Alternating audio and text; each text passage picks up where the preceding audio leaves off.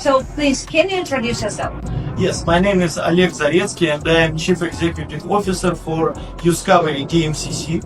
This is a Dubai-based company that is part of Dr. Yunitsky group of companies and that is responsible for marketing and sales of commercial projects. What do really motivate you to go every day for working place and do what you usually do? Is related to the fact that we are doing something great. When I met Dr. Yunitsky, when I saw his personality, I really understood that it was chance to stay nearby something that may put its record in the history.